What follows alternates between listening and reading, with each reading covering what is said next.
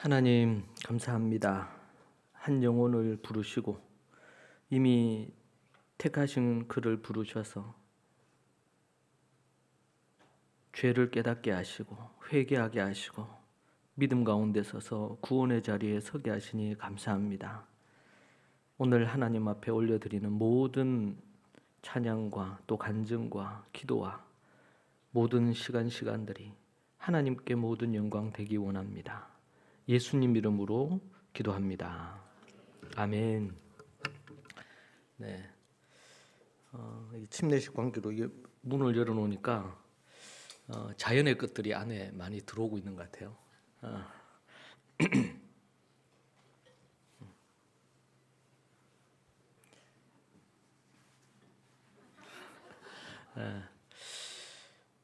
사람이 삶의 목적을 갖고 있다는 것은 참 중요합니다. 삶의 목적이 불분명하면 내가 왜 사는가, 또 내가 살아야 될 이유가 뭔가 이런 생각들을 하게 됩니다. 그러다가 인생에서 어려움을 만나면 쉽게 그 자리에 주저앉거나 삶을 포기하게도 됩니다.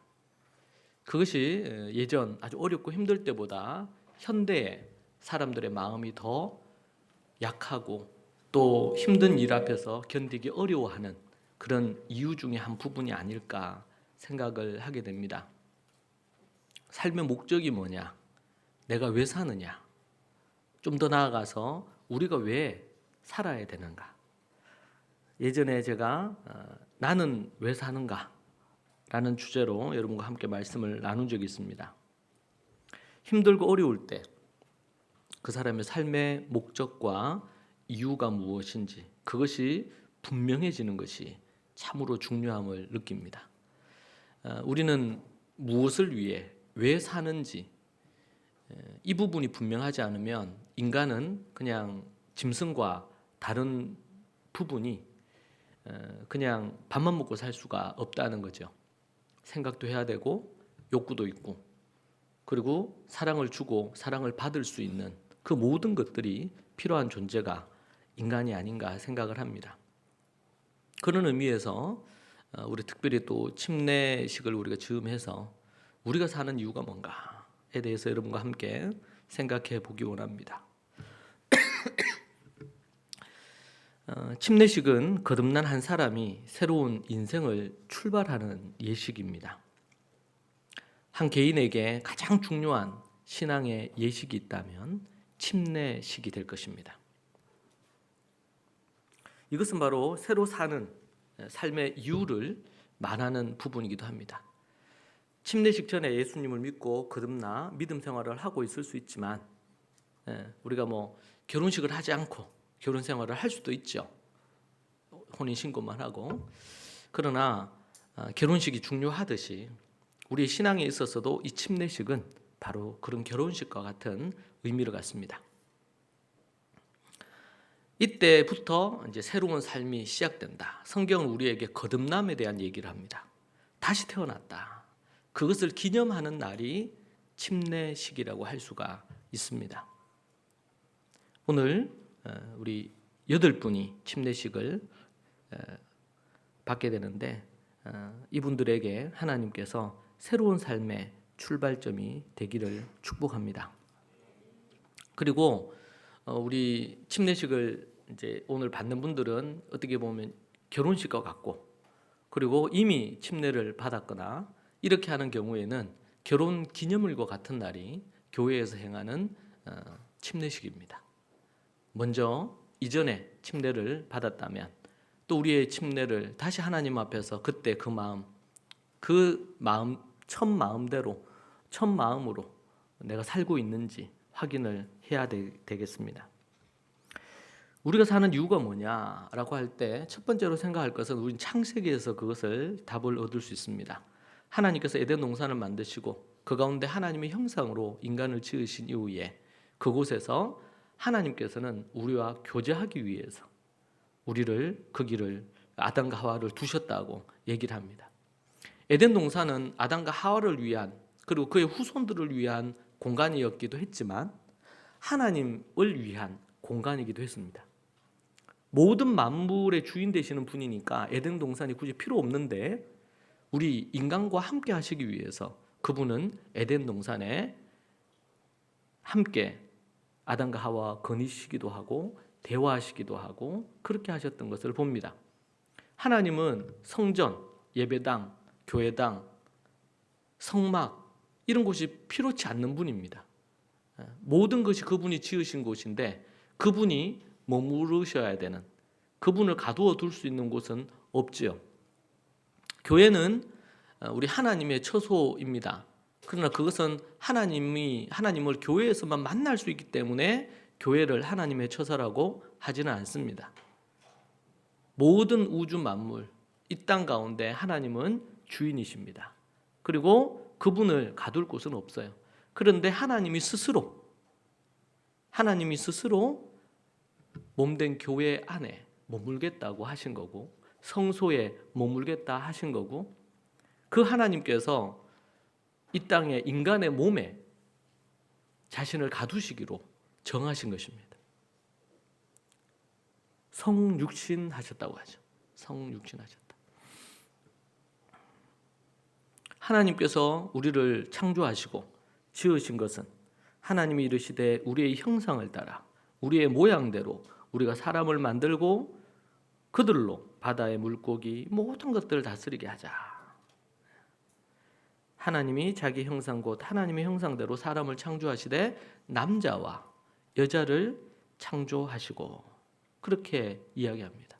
이렇게 하나님께서 남자와 여자를 창조하시고 에덴 동산을 꾸미시고 그 가운데 하나님께서 하나님의 형상으로 인간에게 하나님의 능력을 주신 것은 하나님과 사랑의 교제를 하면서 하나님의 뜻을 행하기 위한 것이라고 그렇게 말하고 있습니다. 하나님을 알기 전에는 우리는 자기가 하나님이 되거나 아니면 자기 뜻대로 사는 것입니다. 그런데 이제 하나님을 믿고 거듭났다고 할 때는 이제는 더 이상 내 생각이나 내 의지, 내 뜻대로 내 마음대로 살지 않겠다고 결단하는 것을 의미합니다. 이번에 우리 침례식 하면서도 구원간증문을 쓰세요. 그렇게 했어요. 구원간증문을 보통은 이제 이런저런 구원과 관련된 침례를 아니면 세례를 앞두고 교육을 하죠. 근데 우리는 이제 복음 클래스부터 해서 기본적으로 거듭남을 위해서 예수님을 믿는 것의 의미에 대해서 여러 과정들이 이미 개설되어 있고 공부를 합니다. 그리고 나서 진짜 그 사람이 진정으로 예수 그리스도를 믿고 하나님에 대한 인식이 있느냐, 신의식이라 그러죠. 하나님에 대한 인식이 있는 것과 하나님의 인식을 갖고 거듭나지 않았어도 교회 나와서 신앙생활을 할 수 있어요. 교회 생활을 할 수 있어요. 그런데 진정으로 거듭나지 않고서는 진정한 구원의 간증을 고백할 수가 없습니다. 그래서 쓰게 합니다. 그러니까 진솔하게 쓰면 돼요. 내가 어떻게 주님을 만나게 됐는지, 만나기 전에는 어땠는지, 만나고 나서는 어떤지. 우리 교회 이제 외부에서 이런저런, 예전에는 목사님들도 오셨죠. 동일하게 훈련 과정을 원했고, 그리고 그분들이 침례를 받는다고 하면 동일하게 구원 간증을 써야 합니다. 나의 구원의 고백이 글로 표현될 수 없으면 그건 쉽지 않은 부분일 수 있습니다. 이것은 하나님과의 사랑의 관계를 짓는 것을 얘기합니다.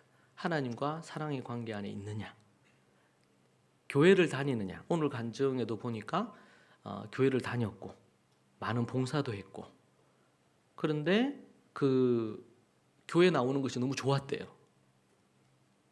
근데 그것이 그냥 좋은 사람 만나서 또 도덕적이거나 좋은 사람으로서의 그런 만남이었다는 거죠. 우리가 어떻게 보면 그렇게 신앙생활을 하는 경우들이 많잖아요. 때로는 8년씩, 10년씩 제가 만난 분들을 보면 한 번도 자신의 구원에 대해서 고민해 보거나 자신이 언제 예수 그리스도를 믿고 회개하고 주 예수를 믿게 되었거나 그래서 거듭났거나 이런 부분들에 대한 것이 진정으로 없는 경우들이 꽤 많습니다. 이제 제가 이제 말씀드리기를 우리가 침례 교회니까 저도 이제 목사 안수를 받기 전에 침례를 받았거든요. 저는 이제 세례 장로교회에서 자랐으니까 세례를 이미 받았고 그렇게 했지만 그 침례교회 목사가 되려면 침례를 받아야 된다는 거예요. 그래서 저하고 제 아내하고 침례를 받았어요. 예. 그것은 어떻게 보면 세례를 인정 안 한다기보다는 이제는 앞으로 목사로서 침례를 줘야 되는데 본인이 침례를 경험하지 않고 침례를 준다는 것이 쉽지 않으니까 그렇게 권면하셔서 침례를 받고, 그래서 우리 교회에서도 우리 이미 세례나 침례 받으셨을 수 있는데 이제 침례를 받은 경우는 좀 다릅니다만은 세례를 받으신 경우는 침례를 받으시기를 권장합니다.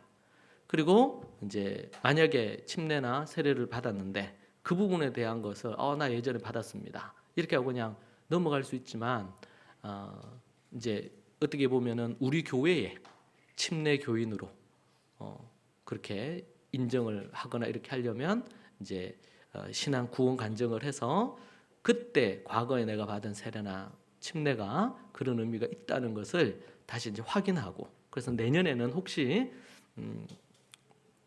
그러기를 원하시는 분들은 그렇게 하시면 좋습니다. 어찌되었든지 간에 이것은 하나님과 나와의 이 관계의 새로운 관계의 형성, 예수 그리스도를 진정으로 믿고 거듭나기 전에는 하나님과 우리 관계가 원수의 관계였습니다. 적대적인 관계였어요. 그런데 이제는 예수 그리스도를 믿고 거듭난 이후에는 이제는 하나님이 나의 아버지시고 내 주인이시고 그분과 새로운 관계가 형성되어지는 겁니다.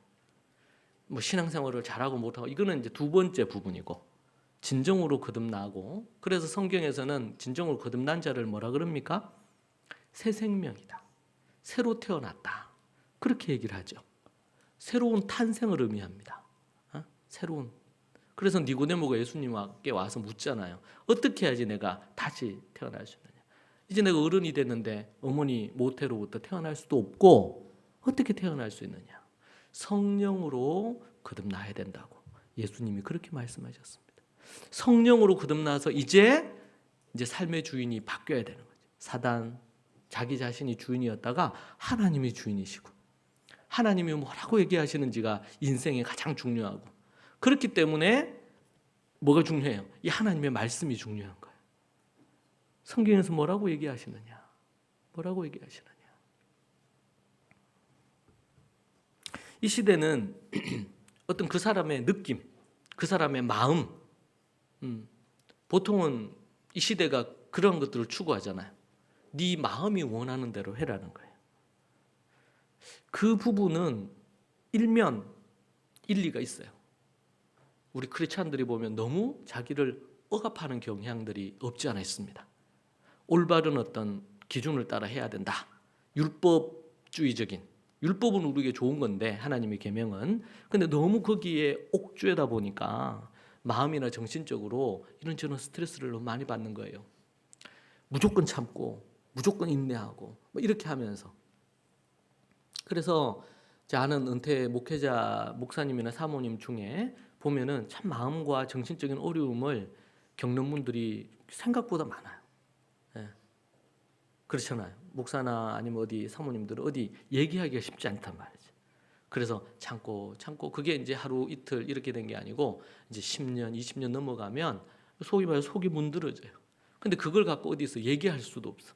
요즘은 워낙 이제 이런 정신과나 상담소나 이런 것들이 워낙 발달을 해서 이런저런 도움을 받을 수도 있지만 그렇지 않았잖아요.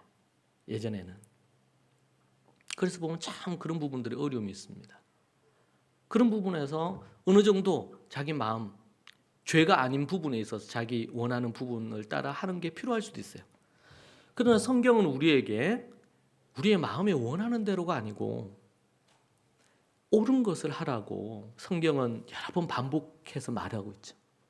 옳은 것을 하라.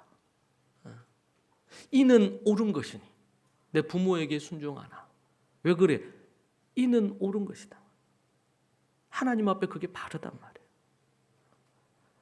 우리는 그러면 억울하죠. 이런 일도 있고 저런 일도 있고.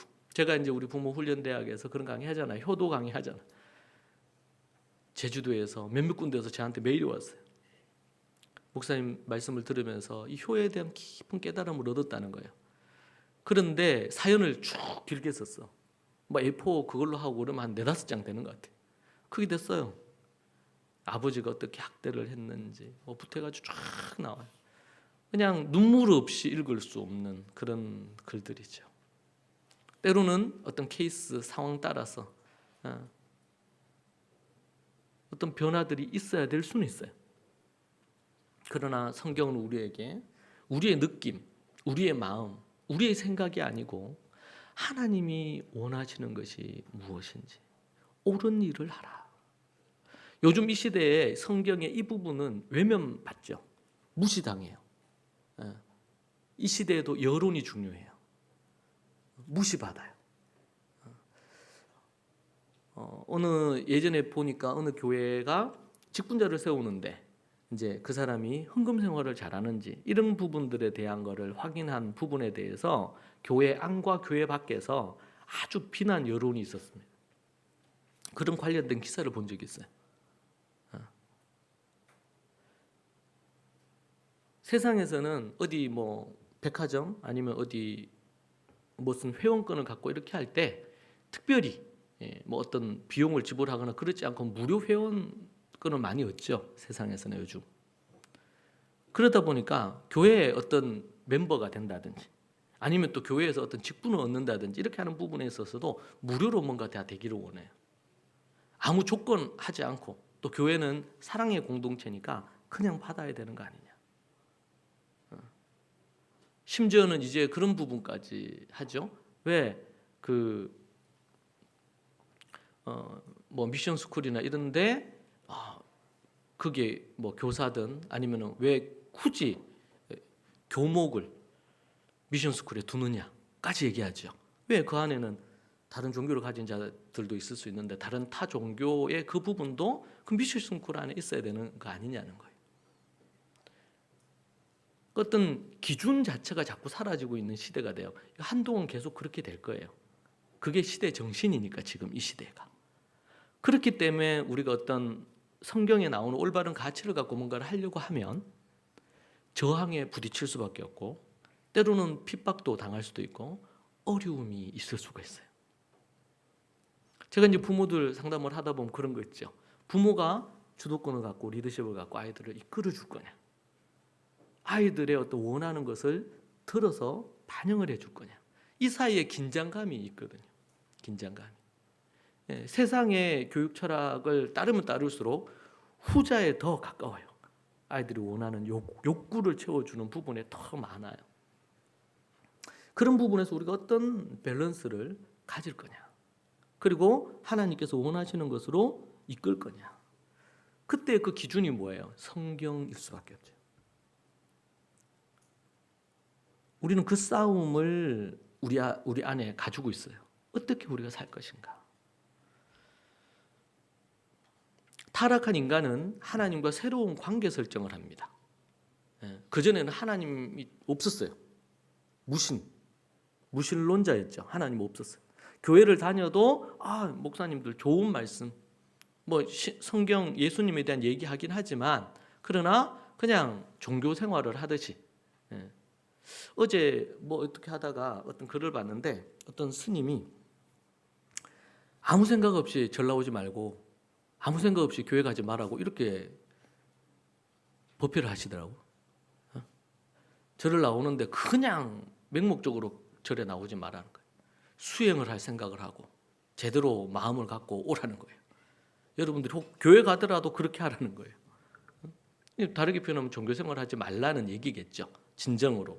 좀 다르겠죠. 그런 부분에 다르지만 타락한 인간은 하나님과 새로운 관계 설정을 한다. 이걸 거듭납니다. 죄사합니다. 이렇게 표현을 합니다. 또한 인간관계의 설정도 달라집니다.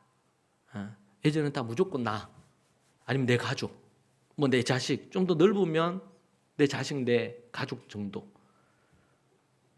근데 이제는 교회, 또 가까운 이웃,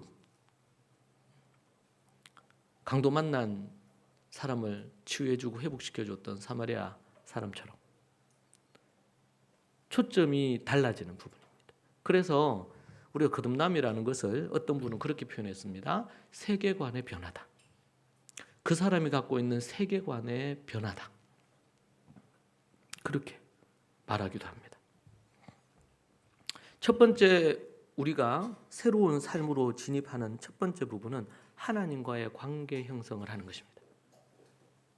그 하나님과 교제하기 위한 것이죠. 우리가 사는 이유 첫 번째입니다. 두 번째는 잠언에 보니까 여호와를 경외하는 것이 인간의 본분이라고 그렇게 말합니다. 우리가 사는 이유가 뭐냐? 그것은 바로 여호와를 경외하기 위함이다. 하나님을 경외하며 사는 것이 우리 인생의 목적이다는 것입니다. 하나님에 대한 경외. 오늘 간증에도 보니까 말씀을 듣는데 죄에 대한 것을 깨닫는데 마음에 두려움이 생겼다는 거예요. 이 죄를 저지르는 것에 대한 두려움이 생겼다는 거예요. 우린 죄를 입으로, 말로 죄를 짓지요. 어떨 때는 칼이나 창보다도 말 한마디가 더 사람을 갈기갈기 찢어 놓을 수도 있어요. 말하는 거. 그래서 잠언과 야고보서 곳곳에서 이 말의 혀의 중요성을 참 강조하죠. 우리는 말로, 생각으로, 또 행동으로 우리는 죄를 범합니다. 그럴 때 하나님이 우리에게 주신 하나님의 법으로 하나님께서 그렇게 하는 자를 심판하시고 벌하시고 징계하시고 나중에는 영원한 지옥불에 그들을 두신다고 하는, 이것이 우리 크리스찬이 갖는 세계관입니다. 세계관. 세상은 이 죄에 대한 기준도 다 다릅니다. 세상 법정에서 판결을 받으면 죄로 이깁니다. 그러지 않고 우리가 미워하거나 뭐 좀 거짓말하거나 뭐 생각으로 죄를 짓거나 이렇게 하는 거, 이런 것들은 죄로 취급을 안 합니다. 그런데 하나님은, 성경은 우리에게 다른 관점으로 얘기를 합니다. 참 어려운 부분이에요. 그러니까 하나님께서 믿는 우리들에게는 그것을 요구하시는 거죠. 세상의 어떤 그 기준은 기분으로 깔고 있고 그 위에 하나님의 기준, 십계명과 산상수훈과 이러한 부분들에 대한 기준을 우리에게 주고 있는 것입니다. 하나님을 경외한다. 그 하나님을 두려워하는 것입니다. 죄에 대해서는 무서움을 갖습니다. 내가 이렇게 살면 하나님의 심판이 있을 수 있다는 것에 대한 감각이 시작되는 출발점입니다. 그때에 회개가 이루어질 수 있고 죄사함이 가능합니다. 하나님에 대한 두려움이 없다면, 이것도 그렇죠. 밸런스가 무너졌어요. 사랑의 하나님이라고 많이 어릴 때부터 애들한테 얘기했어요. 그러니까 하나님을 두려워하지 않아요. 교회에서 두렵고 무서우신 하나님으로 얘기를 잘 안 한단 말이에요. 여러분, 조나단 에드워즈라는 분이 있죠. 1800년대 분인데 미국에서 큰 부흥을 일으키셨습니다. 그분은 강단 위에 올라오는 순간부터 사람들이 회개하기 시작했대요. 왜냐하면 그분의 메시지가 지옥에 대한 메시지, 하나님에 대한 심판에 대한 메시지, 교회에서 설교하는데 정말 무섭고 무서워. 그래서 설교를 듣다가 그 자리에 이렇게 앉아 있을 수 없는 거예요. 너무 두려운 나머지. 그것이 조나단 에드워즈의 설교와 부흥의 그 시기 때 일어났던 일입니다. 여러분, 그 당대에는 조나단 에드워즈가 일부분 인정받은 것도 있지만 일부분은 사람들이 별로 안 좋아했습니다.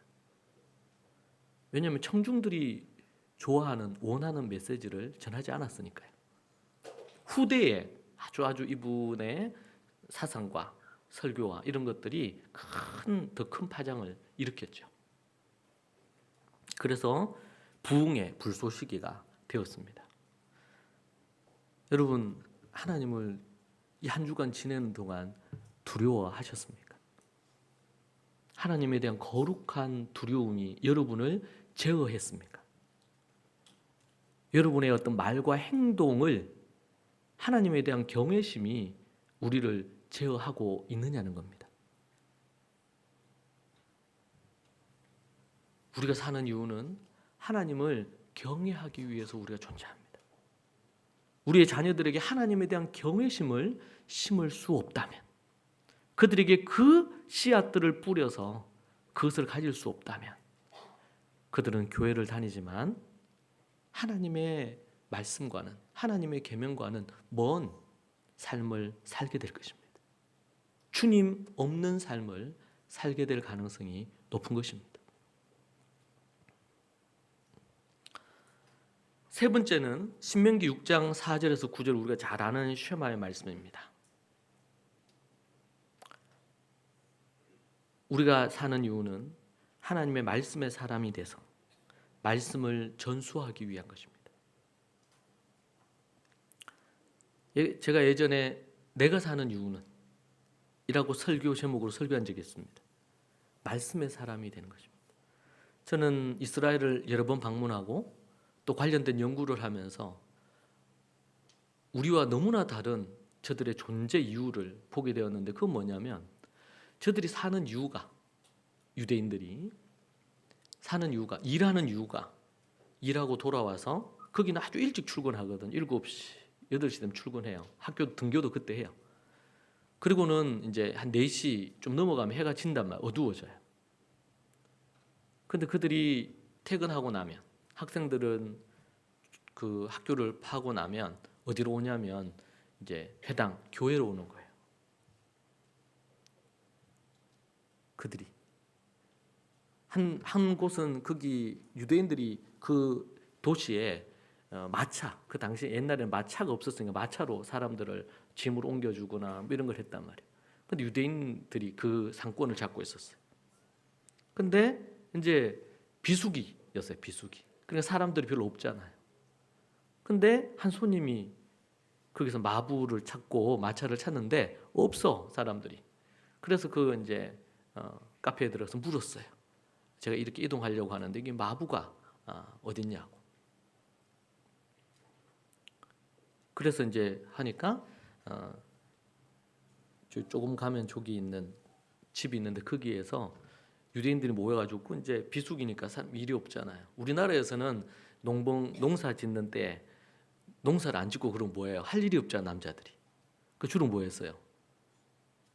주로 이제 노름하고 뭐 그렇게 해서 난리가 났죠. 노름하다가 이제 밭 뭐 다 팔고 말이죠. 심지어 집도 막 저당 잡히고 이런 일들이 있었죠. 근데 저들은 틈이 나면 모여가지고 뭘 했냐면 하나님의 말씀을 묵상하고 하브루타 토론하고 서로 대화하고, 이런 문화가 저들에게 오랜 수천 년 동안 만들어진 거예요. 저들의 존재 이유가. 그래서 퇴근하고 나면은 집에 가기 전에 교회에 들러서 기도하고 말씀을 대하고, 아이들을 불러서 아이들과 함께 또 말씀을 그걸 하고, 그 문화 속에. 근데 우리가 그것을 처음 하는 거죠. 우리 교회가 그런 부분에, 뭐 다른 교회가 그런 부분 하는지 저는 잘 모르겠어요. 다른 교회 관련해서 정보를 잘 모르니까.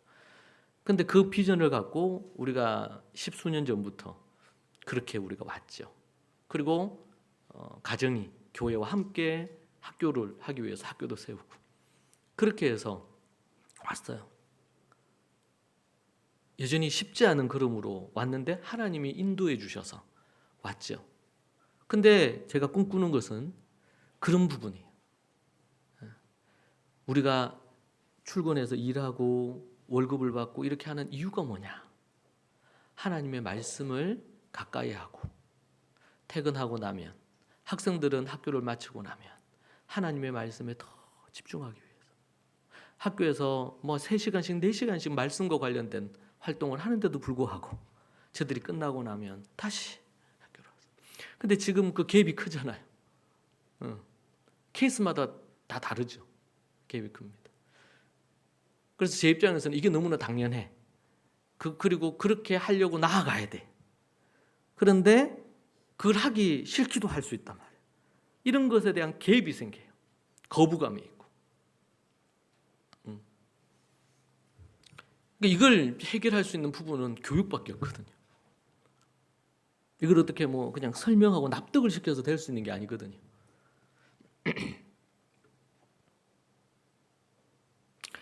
이스라엘아 들으라, 우리 하나님 여호와는 오직 유일한 여호와시니 너는 마음을 다하고 뜻을 다하고 힘을 다하여 내 하나님 여호와를 사랑하라. 오늘 내가 내게 명하는 이 말씀을 너는 마음에 하야하고 내 자녀에게 부지런히 시하나니. 이렇게 이어지는 이 말씀은 부모가, 조부모가 자녀들에게 하는 것입니다. 그러니까 이런 것들을 진행할 때 여러분, 우리가 이제 저도 첫 세대예요. 첫 세대. 그러니까 저는 우리 집안에서 예수님을 믿은 첫 번째 그룹입니다. 아브라함 세대입니다.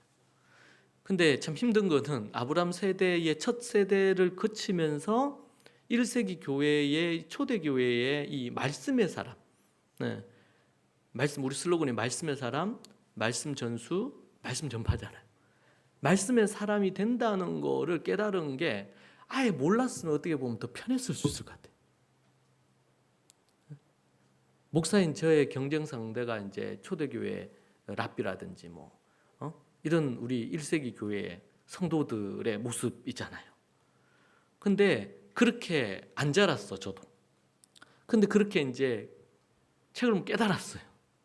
근데 그걸 하려고 하는 것이 저도 제 안에 그걸 루틴으로 만들고, 그래서 우리가 이제 주제를 루틴과 하비투스를 잡은 거예요.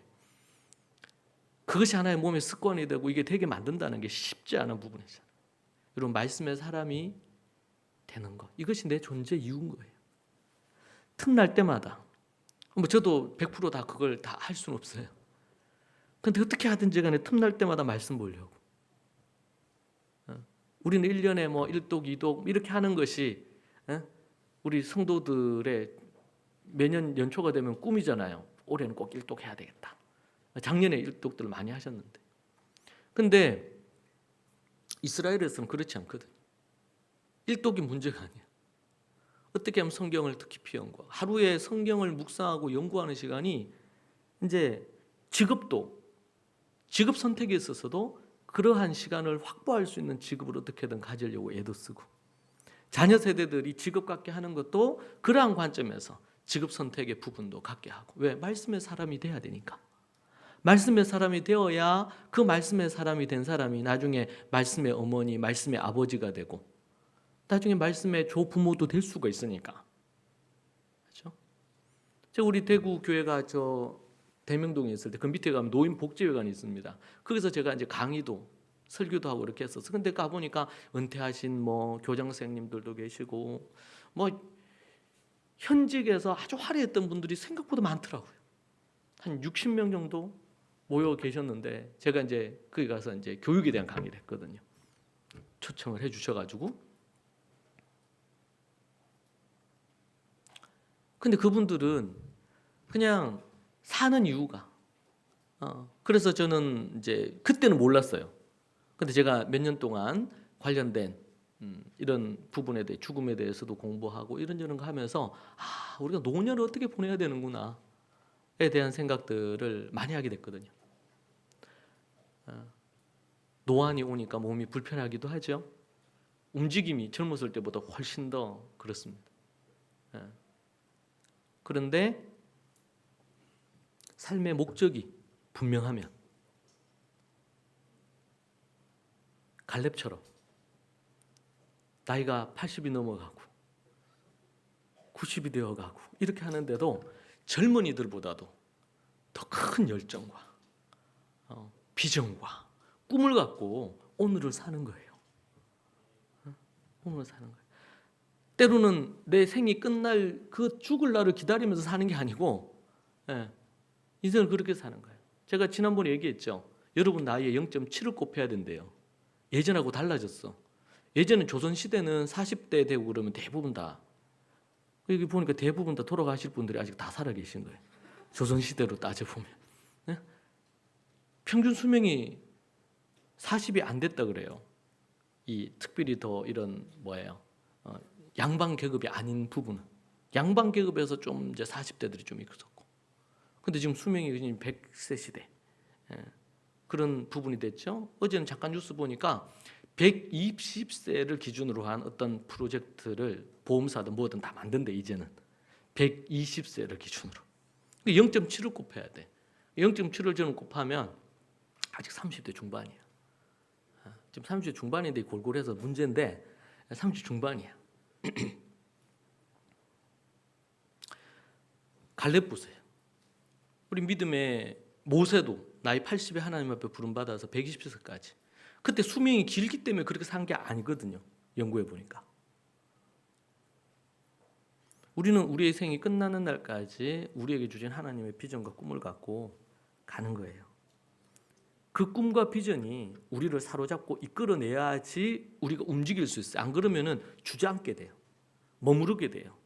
여러분, 꿈이 없으면 아무리 20대라도 늙은 노인보다도 못해요. 아무리 연세가 많은 어른이라도 꿈이 있고 비전이 있고 삶의 목표가 분명하면 그 눈빛이 반짝일 수밖에 없어요. 자식들에게 아니면 손녀, 손자들에게 할 말들이 많아요. 그렇다고 많이 말하면 좀 힘들 수 있지만 그래도 딱 얘기해 줄 수 있단 말이에요. 연세 있는 분들이 본인이 나는 이제 얼마 안 남았다 생각하고 그렇게 계속 살게 되면 모든 다른 사람들도 그렇게 생각해. 여러분, 나이를 안 먹을 사람이 누가 있어요? 여전히 저는 20대예요, 마음. 근데 이제는 옛날에는 뭐 이렇게 몇 년 전까지만 해도 어디 뭐 복학생이라 그래도 뭐 이렇게 웃으면서 넘겨줘. 요즘은 이제 그런 얘기 하면 되게 불쾌해. 여러분, 말씀의 사람이 되고 말씀을 전수하는 것이 우리 인생의 목적이에요. 그러니까 삶의 목적을, 물론 우리가 돈을 버는 거 필요하고 또 우리 내 비즈 사업 관련된 게 잘 되는 게 필요하고 여러 가지가 필요하죠. 그리고 또 우리 자식이 잘 되는 것도 중요하고. 그러나 금방 앞에서 얘기한 것처럼 하나님과 교제하고 여호와를 경외하고 말씀의 사람 되어서 말씀을 전수하는. 최근에 뭐 며칠 전에 제 아내와 그런 얘기했어. 아내 그런 얘기 하더라고. 우리 자녀를 하나님 앞에 그렇게 세우기 위해서 정말 최선을 다하고 목숨 건 노력을 하고 싸우고. 여러분 그렇잖아요. 20년 전에, 21년 전에 그때 토부 교육을 한다는 거는 그것은 정말 모험이었죠. 그러면서 그런 얘기 하더라고, 아내가. 이제 손자 손녀들이 만약에 된다면, 요즘 워낙 뉴스를 보면 막 험하잖아요. 험한 세상이잖아요. 교육도 그렇고 학교도 그렇고 뭐 말들이 많잖아요. 이제 손자 손녀 세대를 생각할 부분이 되니까 제 아내가 그런 얘기를 해요. 우리 아이들은, 자녀들은 이렇게 했는데 손자 손녀 부분들 참 이 세상이 악해져 가는데 동일하게 자녀들처럼 손자 세대들을 그렇게 할 수 있을까? 여러분, 이것은 가정에서 정말 하는 게 정말 중요하죠. 가정이 어떠냐, 이게 어떻게 보면 한 7, 8알 되는 것 같아요. 정말 중요해요. 네. 중요해요. 그런데 교회도 세트처럼 함께 가줘야 돼요. 1세기 초대교회 보니까 저들이 어디 가서 교회를 세우면, 미국에서도 그렇죠. 먼저 뭐부터 하고 교회부터 세우고, 자기 집부터 안 했어요. 교회부터 먼저 세우고 준비하고, 교회 안이든 교회 옆이든 학교를 먼저 세우고, 그리고 나서 그 주변으로 집을 매입을 했거든요.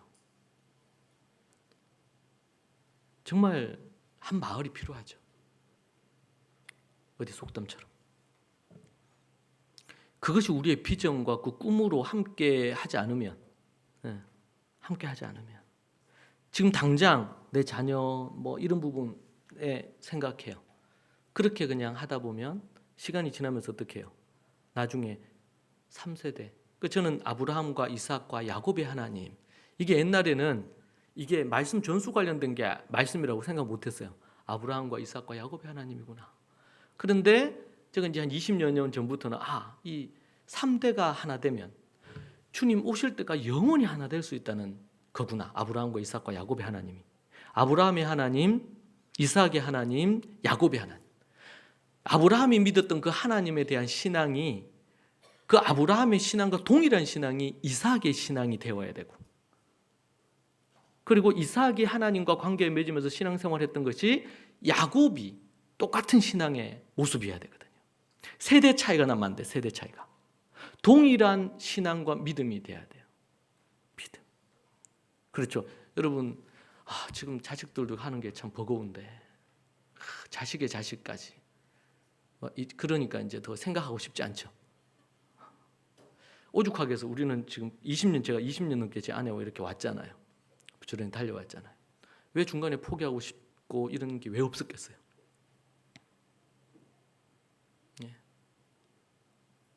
그냥 교회를 세우는 것만 해도 힘든데 가정도 세워야 되겠다. 처음에는 그렇게 해서 홈스쿨로 시작했어요. 근데 하나님께서 말씀하셔서 학교를 세웠는데 이건 참 정말 힘들어요. 정말 힘들어요.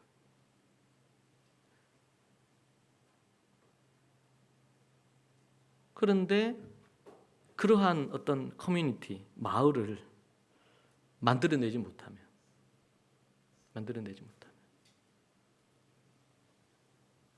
그러면은 부모인 1세대가 그렇게 했던 것처럼 그 2세대가 동일한 마인드로 동일하게 그렇게 하고, 이스라엘은 보면 조부모와 부모가 함께 하나가 돼서 그러려면 마인드가 같아야 되죠. 안 그러면은 같이 뭔가를 하는 게 힘들어요. 부모와 자녀 사이가. 근데 여러분들이 이제는 결혼해서 자녀를 얻어 그 자녀와 함께 더불어 나중에 여러분의 손자, 손녀 세대를 양육해야 되는데 이게 달라. 이게. 심지어 어떤 경우는요, 하나님 앞에서 하나님이 원하시는 대로 자녀를 키우겠다고 해서 이런저런 부분으로 제 교육을 받고 이렇게 하지만 뭐든 간에 세상에 다 그래요. 어떤 교육을 받으면 남는 부분이 5% 남는데요. 5%. 3%에서 5%. 아주 적으면 3%고 3%고 많으면 5%래요. 왜냐하면 계속 지속하는 게 힘들어요.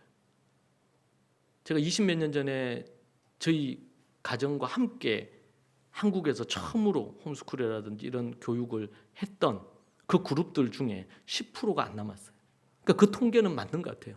처음 같이 출발했지만 지금 그분들은 없어요, 대부분.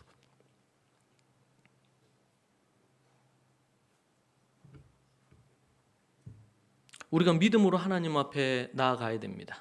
그러나 믿음과 더불어 올바른 암과 인내와 끈기와 수많은 어떤 난관을 넘어설 수 있는 그러한 부분들에 대한 내적인 성령의 열매죠. 그런 것들이 이게 장착되고 성장하고 자라지 않으면 부모가, 여러분들이 이제 시간이 지나면 자식들이 그렇잖아요. 결혼하고 또 자식을 낳을 건데 그러면은 아브라함, 이삭, 야곱이죠. 이게 정말 쉽지 않은 거구나. 그러니까 유럽도 한국도 그렇고 지금 다음 세대 95%가 떠나는 것을 우리가 지금 보고 있잖아요. 영국은 3%가 안 된다 그러거든. 노년층까지 다 합쳐가지고 3%가 안 돼요. 이게 현실이에요. 이 얘기를 드리는 이유는 우리가 경각심을 갖고 우리가 존재하는 이유가, 우리가 사는 이유가 뭔지에 대한 분명한 목적의식을 계속 갖고 싸우지 않으면 안 됩니다. 이게. 그러니까 부족한 종인 제가 하나님 앞에 그렇게 왔는데 제가 이 연사 외친다 이렇게 외쳐서만 될 수 있는 부분이 아니에요.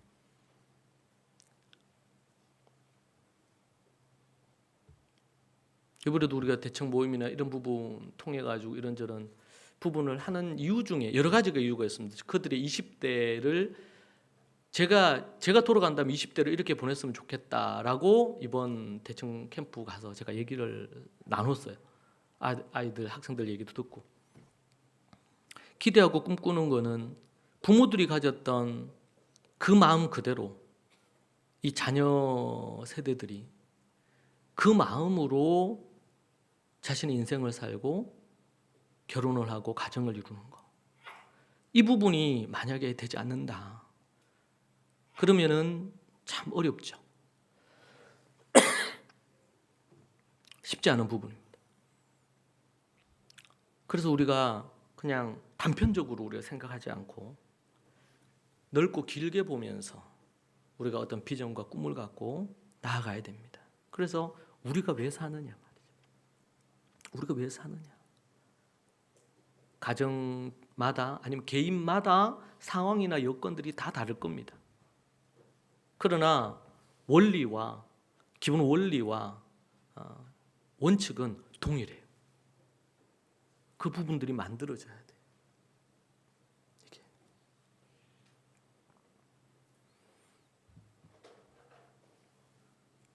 이걸 몰랐으면 그냥 좀 쉬울 줄 몰라요. 아까 앞에서 우리 간증한 경우도 그냥 그렇게 생활하면서 큰 교회에서 이래저래 생활하면서 활동하고 봉사활동하면서 할 수 있잖아요. 근데 그걸 알고 나니까 그전에 했던 종교 생활이라고 할 수 있는 그런 생활로 돌아가기는 정말 어려운 거죠. 똑같아요. 우리가 어떤 진리를 아는 부분도.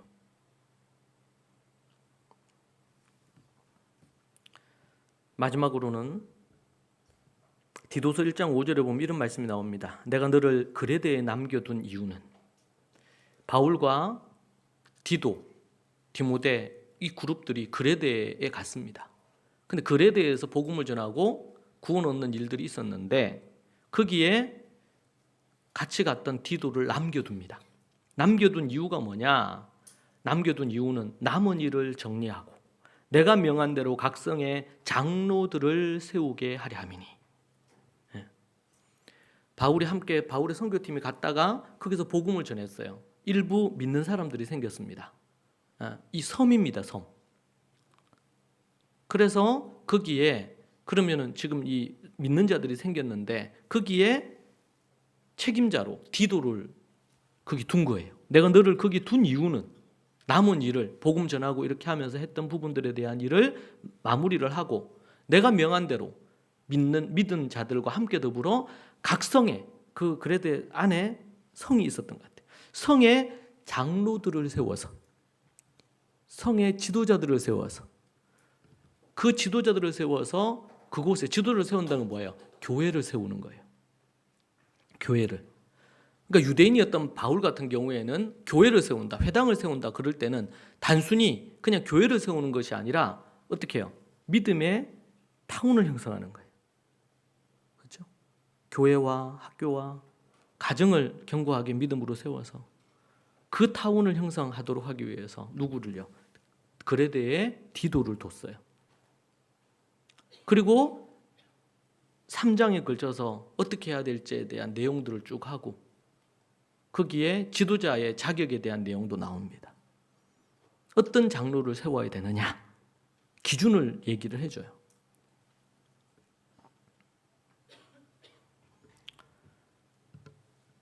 네 번째로 우리가 존재하는 이유는 몸된 교회를 세워서 복음의 사명을 감당하도록 복음을 전하고 예수 그리스도를 믿음으로 말미암아 거기에는 새로운 믿음의 공동체, 마을이 형성되어지고 그곳을 통해서 거룩한 다음 세대들이 만들어지고 말씀의 사람들이 만들어지고 처음부터 유대인들처럼 수천, 한 3,000년 이렇게 내려오는 이 전통을 따라 그렇게 하는 습관이 루틴이 만들어지도록 만들 수는 없겠지만 한 걸음 한 걸음 한 걸음 한 걸음 그 제가 얘기했죠. 하루에 5분씩이라도 하루에 10분씩이라도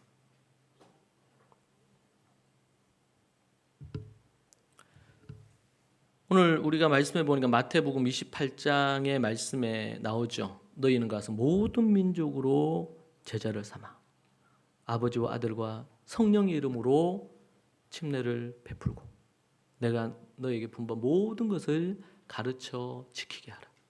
오늘 우리가 침례를 베푸는데 침례를 베푸는 것은 우리가 존재하는 우리가 사는 이유를 알고 새로운 삶의 출발점을 갖는 것입니다.